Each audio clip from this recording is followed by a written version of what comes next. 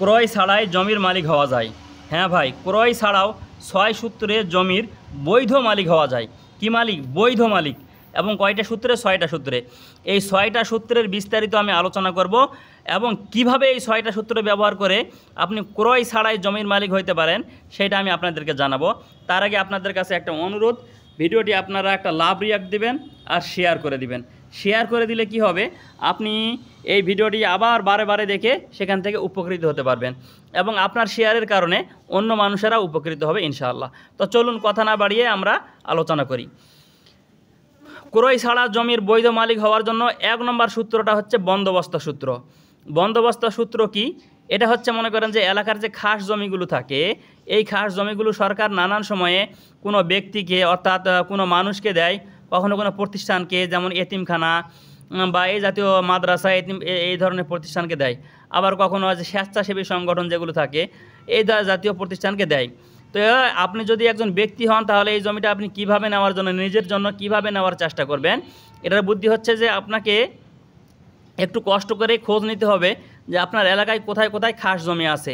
আর আপনি এটা খোঁজ নিতে পারবেন ভূমি অফিসের মাধ্যমে এবং যারা দলিল যারা লেখে তাদের মাধ্যমে এই জিনিসটা আপনি খোঁজ নিতে পারবেন ইনশাআল্লাহ।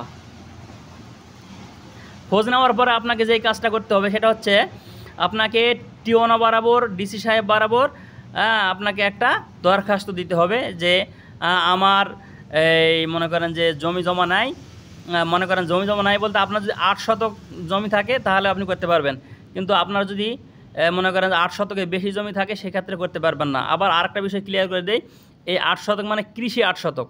মনে করেন যে আপনার বাড়ি আছে 7 শতক আর কৃষি আছে 7 শতক, তাহলেও আপনি পারবেন।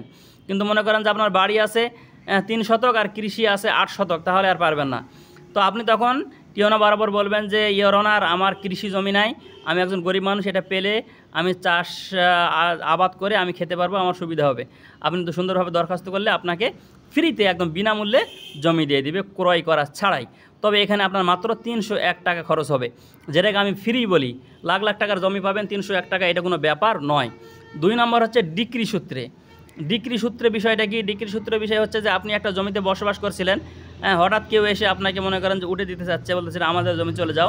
তো আপনি যদি কোর্টে যদি বলেন যে আমি এখানে থাকি অনেক দিন যাবৎ, তাহলে কোর্ট যাচাই বাছাই করে দেখবে যে এই মনে করেন যে সত্যিকারে আপনি সেখানে থাকেন কিনা।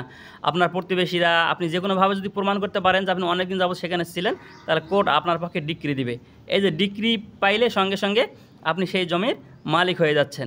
এই ডিক্রি পাওয়ার জন্য অনেকে বলবে যে অনেক দলিল খতিয়ান লাগবে না, কিচ্ছু লাগবে না, শুধু আপনাকে প্রমাণ করতে হবে যে আপনি সেখানে দীর্ঘদিন যাবৎ বিনা সমস্যায়, বিনা ঝগড়ায় সেখানে বসবাস করছিলেন। এটা যদি আপনি প্রমাণ করতে পারেন তাহলে আপনার পক্ষে ডিক্রি আসবে এবং আপনি সেই জমির মালিক হবেন। তবে একটা কথা বলে রাখি, ডিক্রি পাইলেই ওই জমি কেউ কিনবেন না, কারণ ডিক্রি কেউ যদি ভালোভাবে আবেদন করতে পারে এই ডিক্রি আবার উল্টেও যেতে পারে। ডিক্রি পাওয়ার পরে যতক্ষণ সে নিজের নামে নামজারি করতে না পারতেছে ততক্ষণ সেই জমি কেনা যাবে না, তবে আপনি নিজের জন্য ব্যবহার করতে পারবেন ইনশাআল্লাহ। 3 নম্বর হলো নিলাম সূত্রে। নিলাম সূত্র, এটা বিষয়ে আপনারা সবাই জানেন, ব্যাংক থেকে অনেকে লোন নেওয়ার পরে টাকা দেয় না, তখন সেটা নিলামে ওঠে এবং সেটা কিনে নিতে হয়। তবে কিনে নিলেও এটাতে অনেক টাকা কম লাগে। 1 কোটি টাকার জমি নিলামে মনে করেন যে 30-40 লাখে বিক্রি হয়। তো এটাকে অনেকে বলবেন যে টাকা তো দেওয়া লাগলো। হ্যাঁ ভাই, টাকা দেওয়া লাগলেও এটাকে ক্রয় বলবে না, এটাকে আইনি ভাষায় নিলাম বলবে, সেজন্য নিলাম সূত্রে। 4 নম্বর হচ্ছে ওয়ারিশ সূত্রে। বাবা মা মারা গেলে, নানা নানি মারা গেলে, আত্মীয় স্বজন মারা গেলে সেই জমিগুলো যে পাওয়া যায় ওয়ারিশ সূত্রে, এখানে কোনো টাকা পয়সা লাগে না, কোনো ক্রয় করা লাগে না। 5 নম্বর হচ্ছে হেবা সূত্রে, অর্থাৎ আপনার আত্মীয় স্বজনের মধ্যে কেউ যদি আপনাকে হেবা করে দেয় সন্তুষ্ট চিত্রে, এটাকে বলা হয় হেবা সূত্রে। 6 নম্বরটা হচ্ছে অধিগ্রহণ সূত্রে। অধিগ্রহণ সূত্রে মানে আপনি যদি কোনো একটা জমিতে এই 12 বছর বিনা বাধায় বসবাস করেন এবং নিজেকে মালিক হিসাবে দাবি করেন, আর এই 12 বছরের মধ্যে জমির মালিক যদি আপনার নামে মামলা না করে, আপনাকে উঠাই দেওয়ার জন্য চেষ্টা না করে, তো 12 বছর পরে আপনি এই জমির মালিক হয়ে যাবেন। এটাকে বলা হয় অধিগ্রহণ সূত্র। এখানে আরেকটা বিষয় ক্লিয়ার করে রাখি, 12 বছর দখল করে রাখলেই যে আপনি জমির মালিক হয়ে গেছেন তা কিন্তু নয়। 12 বছর দখল করে রাখার কারণে আপনার জমির মালিক হওয়ার একটা সূত্র তৈরি হয়েছে। এখন আপনি কোর্টের কাছে গিয়ে আবেদন করবেন যে ইওর অনার, আমি সেখানে দীর্ঘ 12 বছর যাবৎ আছি, এই জমির কোনো মালিক নাই, এই জমির মালিকেরা এই জমিকে পরিত্যক্ত করে চলে গেছে, কেউ ইন্ডিয়া চলে যায়, কেউ ঢাকা শহরে চলে গেছে, এগুলো জমি তাদের আর কোনো দরকার নাই। তো আপনি যদি আবেদন করেন, তো আবেদন করলে জজ সাহেব আপনার পক্ষে ডিক্রি দিবে, রায় দিবে, তখন আপনি অধিগ্রহণ সূত্রে এই জমির মালিক হয়ে যাবেন। আপনার নামে খাজনা খারিজ, নামজারি, মিউটেশন যা আছে সব হয়ে যাবে। তো এইভাবে আপনি হতে পারেন। লাভ রিয়াক্ট দেবেন আর শেয়ার করে দিবেন প্লিজ। তো এইভাবে আপনি ক্রয় ছাড়াই জমির মালিক হইতে পারবেন 6টি সূত্রে। সম্মানিত দর্শক, আমি মনে করতেছি ভিডিওটি খুব উপকারী। এখন আপনারও যদি সেরকম মনে হয় তাহলে প্লিজ শেয়ার করে দিবেন, আর কোনো বিষয়ে দ্বিমত থাকলে কমেন্ট করে জানাবেন। আমি ইনশাআল্লাহ সেগুলো নিয়েও আলোচনা করব ইনশাআল্লাহ।